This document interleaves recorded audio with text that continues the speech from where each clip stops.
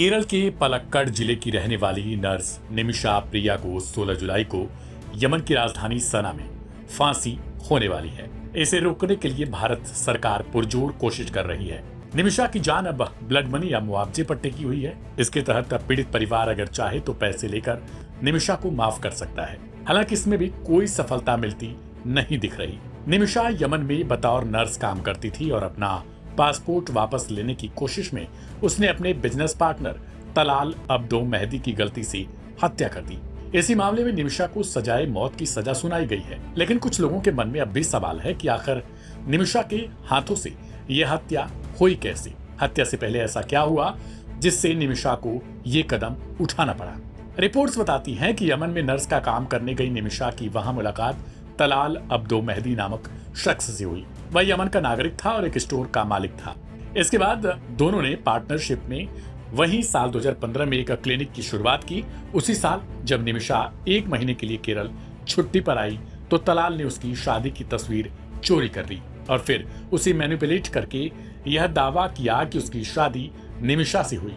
निमिषा के पति थॉमस ने बीबीसी को बताया था कि शुरुआत में मेहदी एक अच्छे इंसान थे, दोनों के बीच अच्छे संबंध थे, लेकिन यमन में गृह युद्ध छिड़ने के बाद मेहदी का रवैया अचानक बदल गया। तलाल इसके बाद निमिषा को लगातार प्रताड़ित करता रहा, यहाँ तक कि उसने उसका पासपोर्ट भी अपने पास रख लिया। निमिषा किसी तरीके से अपना पासपोर्ट वापस चाहती थी जिससे वह यमन छोड़ सके, लेकिन तलाल ने इसे देने से इनकार कर दिया। इस बारे में निमिषा की मां ने आगे बताया कि तलाल ने सबको यह बताकर कि निमिषा उसकी पत्नी है, उसकी मंथली इनकम से पैसे भी लेने शुरू कर दिए।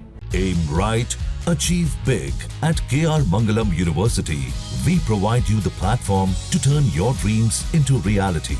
At KR Mangalam University. Nimisha ने आरोप लगाया कि मेहदी उसे और उसके परिवार को सालों से परेशान कर रहा था।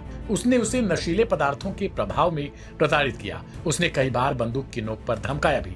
उसने क्लिनिक से सारे पैसे और उसके गहने भी ले लिए। रोजाना की प्रताड़ना से तंग आकर निमिषा ने तलाल को बेहोश करने के लिए नशीली दवा दी, लेकिन ओवरडोज होने की वजह से उसकी मौत हो गई। इसके बाद निमिषा ने एक स्थानीय महिला के साथ मिलकर तलाल के शव के टुकड़े किए और पानी की टंकी में बहा दिया। साल 2020 में निमिषा को फांसी की सजा हुई और फिर वहां की सुप्रीम कोर्ट ने भी 2 साल पहले फैसले को बरकरार रखा। आपको बता दें कि निमिषा प्रिया के मामले में अब भारत के सुप्रीम कोर्ट में सुनवाई की तारीख तय हो गई।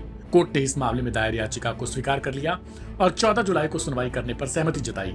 यह याचिका सेव निमिषा प्रिया इंटरनेशनल एक्शन काउंसिल की ओर से दायर की गई, जिसमें केंद्र सरकार और विदेश मंत्रालय को निर्देश देने की मांग की गई कि वे राजनयिक माध्यमों से हस्तक्षेप कर फांसी रुकवाने की कोशिश करें। न्यायमूर्ति सुधांशु धुलिया और न्यायमूर्ति जयमाल्या बागची की पीठ ने याचिका पर सुनवाई के लिए हामी भरते हुए याचिकाकर्ता के वकील से कहा है कि वह इसकी एक प्रति महान्यायवादी को भी सौंपे।